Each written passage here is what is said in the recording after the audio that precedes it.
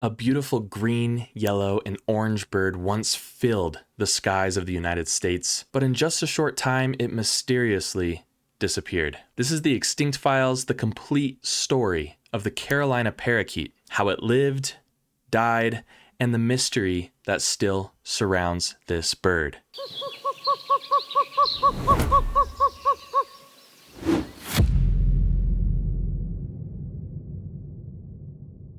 So the Carolina parakeet is a very beautiful looking species. It looks very similar to a lot of the parakeets that have been introduced to the United States today. It was about 32 centimeters long with a long pointed tail and pointy wings. Adults were green with a white bill that was kind of tinted a little pink, and they also had a bright yellow head. On its forehead and on its cheeks was bright orangish red coloration as well. They were the only confirmed species to be native to the southeastern United States, and there's only one other parrot that we have confirmed, the thick-billed parrot, that used to live in the southwestern United States but is also extirpated from the country. The Carolina parakeet actually had a very large range. Some people might be surprised, a lot of people think that it just lived in Florida, but it actually lived all the way to Colorado, all the way across the states to the East Coast. However, more recently, it regularly occurred in South Florida to coastal Carolina. It occasionally visited Virginia, Pennsylvania, New Jersey, and New York. And it also lived along the Gulf of Mexico all the way to East Texas. However, it wasn't super common to find. It kind of lived in these areas in patches along its range.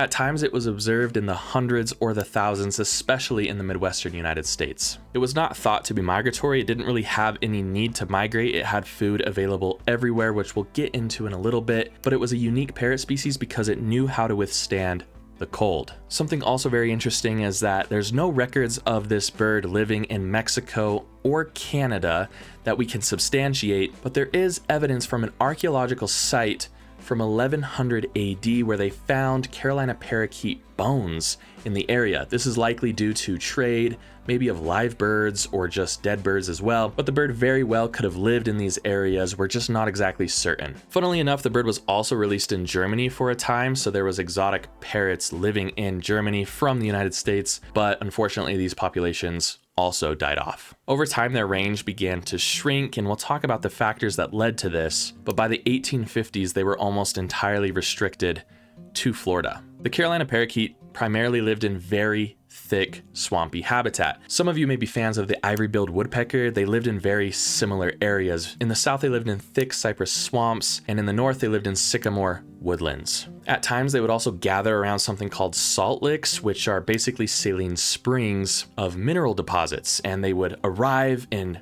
big numbers and lick up salty water and minerals. And they actually did this with the passenger pigeon, which is a bird we'll talk about on the channel sometime in the future. It's not really known why they liked these salt licks, but they did it on occasion, and it was enough for people to notice. It might not have been necessary for their survival because these salt licks are extremely rare. This bird was kind of tied to hollow trees for both nesting and roosting, and the cutting down of these trees may have contributed to its extinction. But again, we'll talk about this in more details and why that might not have been the primary factor in it disappearing forever. What we know about this species is very fragmented. We have some detailed records of certain things, and then there's a lot of gaps in the literature. This bird just disappeared way too early for modern science to get a hold of it and understand this species as a whole. So what was life like as a Carolina parakeet?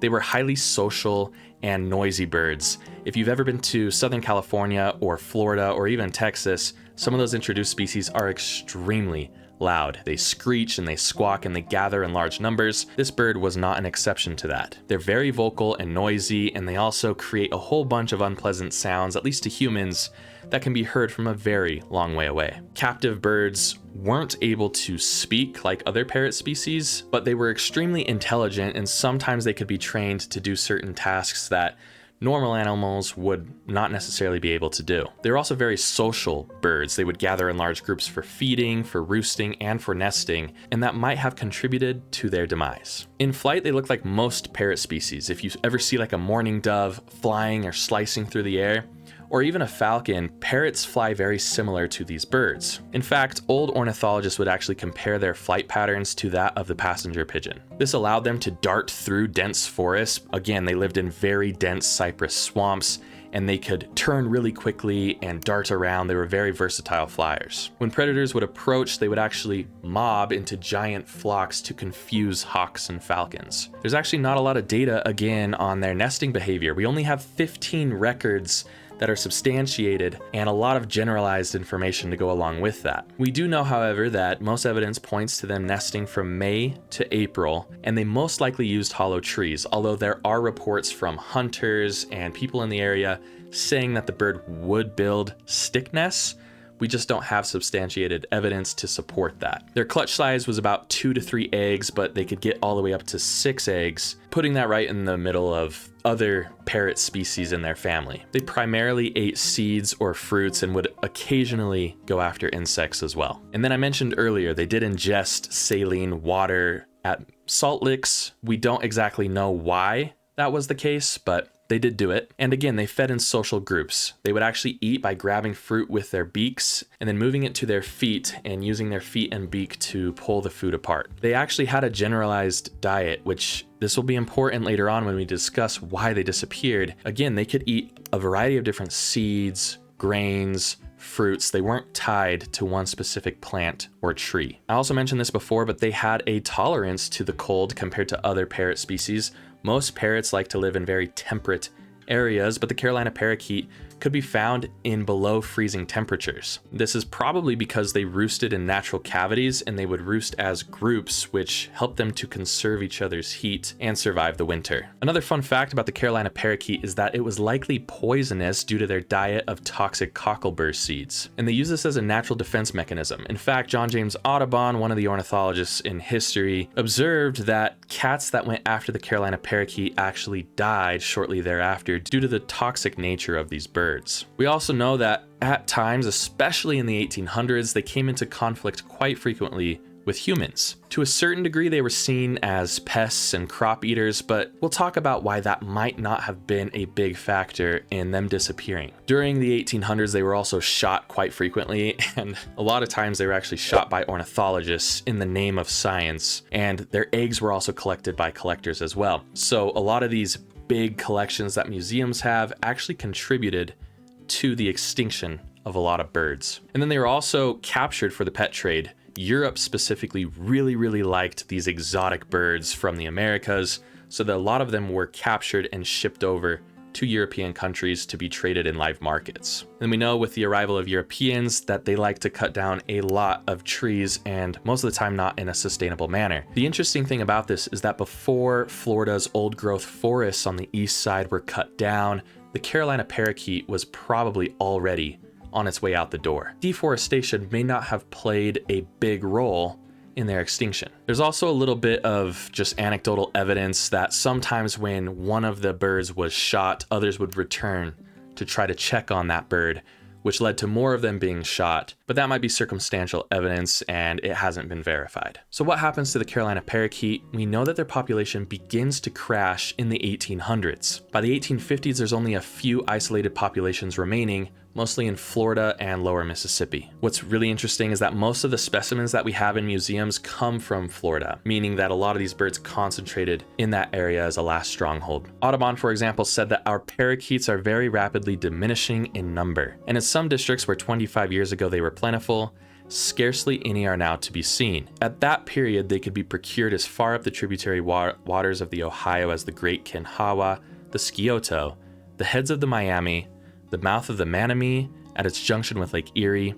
on the Illinois River, and sometimes as far northeast as Lake Ontario. At the present day, very few are to be found higher than Cincinnati, nor is it until you reach the mouth of the Ohio that parakeets are met with considerable numbers. I should think that along the Mississippi there are not now half the number that existed 15 years ago, and Audubon said this in 1831. No formal comprehensive conservation effort took place to save the species at all. And unfortunately, it probably would not have worked anyways, which we'll talk about in just a minute. Some captive breeding took place, some zoos actually collected live specimens, but most of these birds died due to diseases. So when was the last known sightings of the Carolina parakeet? Well, the last known captive was named Incas, and it died in the Cincinnati Zoo in 1918. What's really interesting about this story is that there were still birds roaming the wild, and it actually died in the exact same enclosure as Martha, the last captive passenger pigeon. Martha died just 4 years earlier. What's super odd about Incas is that he was supposed to be transported to the Smithsonian Museum in a block of ice, but he never showed up there. And in fact, we don't even know what happened to Incas at the end of the day. But the last wild sightings reported happened much later. There's conflicting reports from 1904 to 1920, but most likely what happened is these birds really went extinct around the 1930s in Florida. For example, enter in Henry Redding. He was an outdoorsman that actually used to guide people to collect eggs. He helped people collect the eggs of the Carolina parakeet. In 1920, he saw 30 parakeets, and this has been accepted as the last reputable sighting of the birds in the wild. But Redding also actually claims to have seen 6 birds in Melbourne, Florida in 1928, so 8 years later. Other ornithologists, including Harold H. Bailey, who's the author of the Birds of Florida book, claim to have seen a small colony of these birds in the 1920s, but he declined to tell where they were located, which is honestly probably smart at the end of the day. Another ornithologist named Oscar Baynard saw 6 parakeets in 1926, and an egg collector from Gainesville, Texas named Charles Doe found 2 sets of eggs in 1927 from the Kissimmee Prairie. What's wild is that these birds are literally on the brink of extinction, and there's people still going out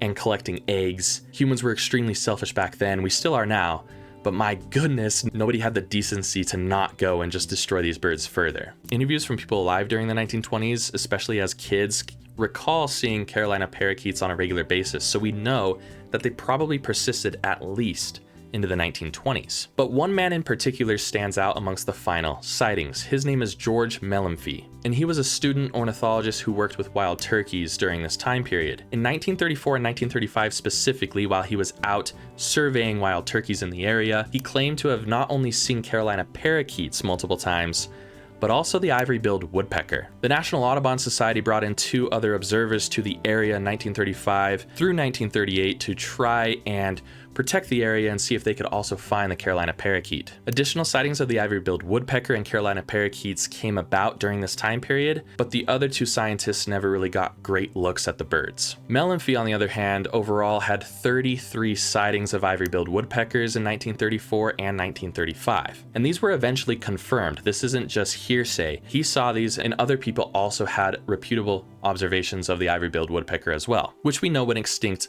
later on. But the 8 parakeet sightings by Mellenfee during this time period are a little bit less certain. For example, other ornithologists also saw the birds flying through the air, but they were silhouetted views. And one of the people that claimed to have seen the Carolina parakeet actually recanted their story later on because they figured maybe it was just a mourning dove flying by. But eventually, John Baker, the president of the Audubon Society, Ludlow Griscom, also part of the Audubon Society, and even Roger Torrey Peterson, who wrote a ton of field guides, went looking for these birds in 1937. Unfortunately, they didn't find either of these species, including the ivory-billed woodpeckers or the Carolina parakeets, and Griscom was not convinced that it was suitable habitat for the Carolina parakeet to begin with. However, many people believe that the sightings were in fact legit, especially because Mellenfee viewed Carolina parakeets from a very short distance and gave very detailed observations in his notes of what the birds looked like. Plus, his ivory-billed woodpecker sightings were confirmed. This just lends to his credibility as a bird observer in general. Unfortunately, Griscom kind of becomes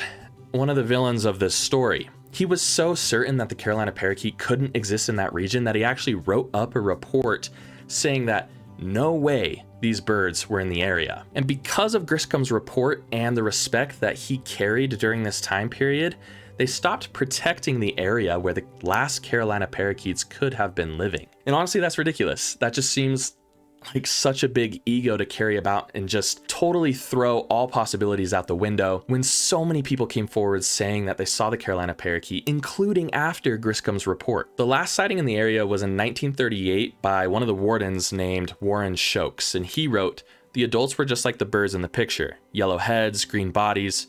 The young was completely greenish." Not only that, but he mentioned a bunch of behavior that really couldn't be pulled just straight out of his head. He wasn't really a bird person, but he described the Carolina parakeet's behavior perfectly. Unfortunately though, by 1938, the National Audubon Society had already committed to Griscom's report. And what did Griscom say? That the Carolina parakeet probably never existed along the Santee River, despite countless observations in the area. This ended all effort to try and track down and save the species and protect this little stretch of forest, and then human society ended up cutting down a lot of those trees. So why did the Carolina parakeet actually go extinct? Well, let's break it down real quick. The first theory is habitat loss. This definitely contributed to the bird's demise, but it couldn't have been the primary factor. Most lumber companies didn't even go after hollowed out trees. They were interested in trees that actually could produce them something. Overhunting's another possibility. People talk about shooting the birds from the skies, but there's not a lot of evidence to support that the shooting continued into the 1900s. So theoretically, the species should have been able to make a recovery. There's other theories like crop persecution, but a lot of the interviews from people during this time period talk about how the birds actually ended up helping them and their crops. And then the last one is disease. Could disease have taken out this species? Well, going into a little bit more detail, there was one ornithologist that actually pointed to the European honeybee being the reason why the birds went extinct. But again, there's not a lot of evidence to support this. Bee hunters would go down, yes, and cut down hollowed out trees to get honey. But a lot of these bee hunters did not see any evidence of the Carolina parakeets being in the area. Audubon himself said that people hated the birds for eating fruits and grain, and therefore a lot of people ended up shooting them. We know this was true for pre-1910, but again, this didn't really take place into the 1900s. In fact, most people who lived during the time period around the 1920s said that it was really rare, or they didn't hear at all of anybody shooting the Carolina parakeet. Plus, the parakeet fed on noxious weeds, which actually helped a lot of people in their local gardens and residential neighborhoods grow up their own crops. So these birds were not really villainized into the 1900s either. So was the population crippled from all the birds shot in the 1800s?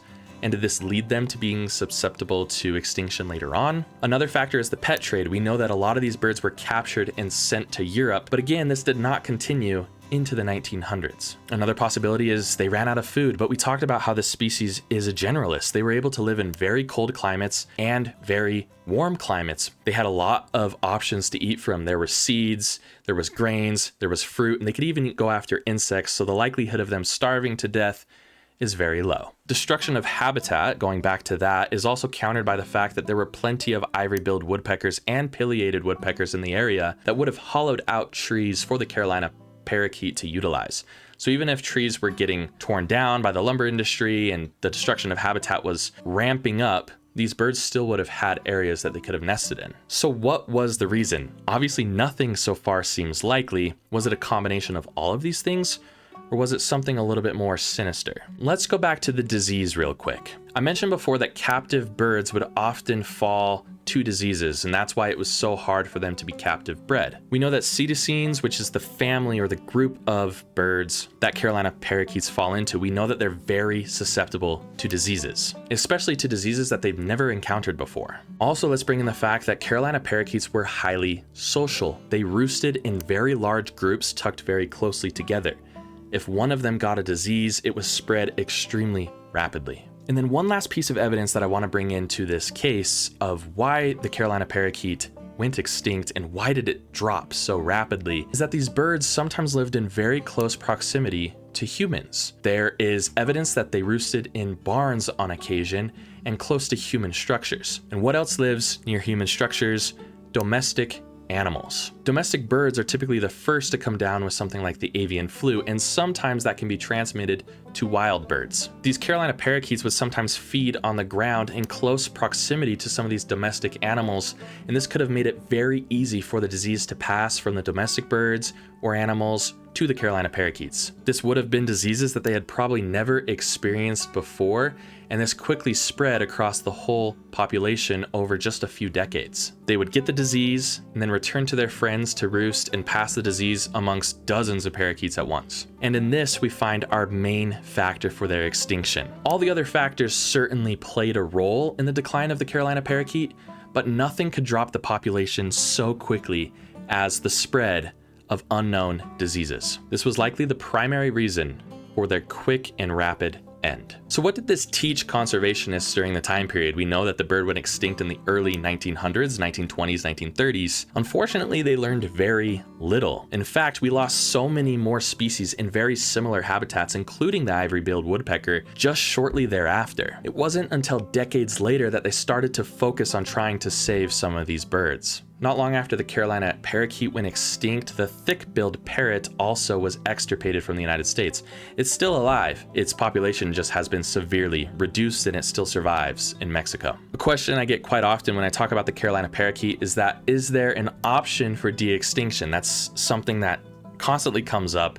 A lot of venture capitalist companies are trying to come up with ways to de-extinct the mammoth and the dodo bird and the passenger pigeon. The problem is that these wouldn't be Carolina parakeets, they'd be genetically modified versions of the Carolina parakeet, but they're really just the genetically modified version of another species. So rather than de-extinct the Carolina parakeet, the ecosystem could potentially benefit from something that fills its ecological niche. The problem with that is there's not really any options. There's not really any species that fully cover the full extent of the Carolina parakeet. Monk parakeets are often considered the best alternative, but they're considered invasive in a lot of areas, and we don't know what impact they'll have on the ecosystems that they're introduced to. We could just be making the problem worse at the end of the day. So the lesson to be learned from the extinction of the Carolina parakeet is we can't let it happen again. De-extinction technology is great if you're trying to save a species teetering on the edge, but to bring something back that no longer exists at this point just doesn't work. We need to conserve what we have before the dominoes continue to fall. So I want to hear from you. What fun facts or stories have you heard about the Carolina parakeet? Put them down in the comments below. Now make sure you subscribe, because next time on the Extinct Files, we're talking about a fan favorite, probably the fan favorite, the Lord God bird itself, the ivory-billed woodpecker. If you'd like to support the channel, links to my membership program are in the description below. Also check out Bright-Eyed Birding, where I take you on birding adventures once per week and we go find some of these birds in the wild. Thank you so much for joining me. I hope to see you all next time on Bright-Eyed Birding Learn.